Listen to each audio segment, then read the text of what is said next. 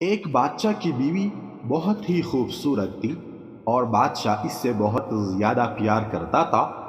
جب ان کے ہاں بیٹی پیدا ہوئی تو بیٹی کی پیدائش کے بعد بادشاہ کی بیوی کا انتقال ہو گیا۔ بیوی کے انتقال کی خبر بادشاہ پر بجلی بن کر گر گئی اور پھر وہ ہر وقت افسردہ رہنے لگا۔ بیوی کے وفات کے بعد وہ زیادہ تر شراب کے نشے میں ڈوبا رہتا تھا اور باقی وقت خوبصورت کنیزوں کی صحبت میں گزار دیتا تھا۔ وہ شراب کے نشے میں اتنا غرق ہو گیا کہ اسے اپنے بیٹی کی خبر تک نہ رہی، جو کہ اب تک محل کے ملازموں کے ہاتھوں پرورش پا رہی تھی۔ وقت گزرتا گیا اور بادشاہ کی بیٹی 16 سال کی ایک خوبصورت دوشیزہ بن گئی۔ بادشاہ کی بیٹی بالکل اپنی ماں جیسی تھی۔ ایک دن بادشاہ کی نظر اس پر پڑی تو وہ چونک گیا اور کافی دیر تک اپنی بیٹی کو دیکھتا رہا، جو جوان ہو کر بالکل اپنی ماں کی ہم شکل نکلی تھی۔ بادشاہ چونکہ شراب کے نشے میں ڈوب کر اچھے برے کی پہچان بھول چکا تھا، اس لیے اس کا دل اپنی ہی بیٹی پر آ گیا۔ اس نے سوچا اب جو بھی ہو اس سے شادی ضرور کروں گا، لیکن کیسے یہ بات اس کو پریشان کر رہی تھی۔ وہ ایسا کام کر کے اپنی رعایا کو اپنے خلاف نہیں کرنا چاہتا تھا اور یہ بھی جانتا تھا کہ یہ بہت بڑا گناہ ہے، لیکن وہ عورتوں کے ساتھ گناہ کرنے کی عادت کے ہاتھوں مجبور تھا۔ آخر کار اس نے علماء کرام سے اپنے حق میں فتویٰ لینے کا فیصلہ کر لیا۔ اس نے سوچا کہ وہ کسی عالم کو سونے چاندی کا لالچ دے کر اپنے حق میں فیصلہ کروا لے گا اور پھر اپنی بیٹی سے شادی رچا لے گا اور اس طرح گناہ بھی فتویٰ دینے والے کے سر چڑھ جائے گا۔ بادشاہ نے ایک عالم دین کو بلوا کر کہا کہ میں اپنی بیٹی سے شادی کرنا چاہتا ہوں، کیا یہ جائز ہے؟ عالم نے کہا نہیں، ہرگز نہیں، یہ بہت بڑا گناہ ہے۔ بادشاہ نے اس کو ہر طرح کا لالچ دیا، لیکن عالم دین نے بادشاہ کے حق میں فتویٰ دینے سے انکار کر دیا۔ بادشاہ نے غصے میں آ کر اسے قتل کروا دیا۔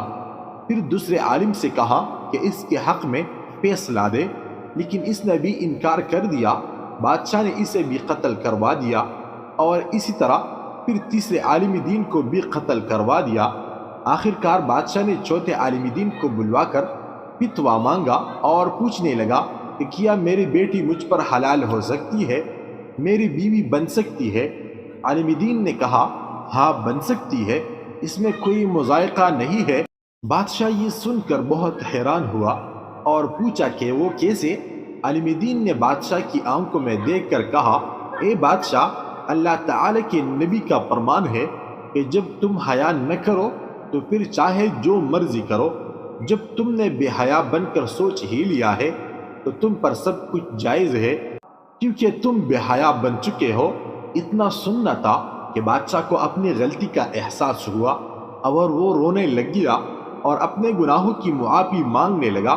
اس دن کے بعد بادشاہ نے اپنے گناہوں سے سچی توبہ کر لی۔ سچی بات یہ ہے کہ اللہ تعالی کے ولی حق بات کہنے سے نہیں ڈرنے چاہیے، ان کی جان ہی کیوں نہ چلی جائے۔ خوبصورتی دیکھنے والے کے دل میں ہوتی ہے، سیدھا چلنا کسی جگہ تک پہنچنے کا بہترین اور آسان طریقہ ہے۔ اگر دنیا آپ کو خوش نہیں کرتی تو آپ اسے بدل سکتے ہیں۔ سفر میں اپنا راستہ کھو جانا بدقسمتی ہے، لیکن سفر کی وجہ کھو جانا زیادہ خطرناک ہے۔ آئیے ہم سچائی کو سیکھیں اور جہاں تک ہمارے حالات اجازت دے اسے پلا دے، کیونکہ سچائی ہمارے پاس سب سے بڑی چیز ہے۔ زندگی کا ہر لمحہ ایک معجزہ ہے، مایوسی اختیار مت کرے۔ واقعی میں اہمیت کی بات یہ ہے کہ آپ کے پاس جو ہے اس کے ساتھ آپ کیا کرتے ہیں۔ خون کی کمی کو پورا کرنے والا پھل چقندر ہے، اس کا جوس پینے سے خون کی کمی ہمیشہ کے لیے ختم ہو جاتی ہے۔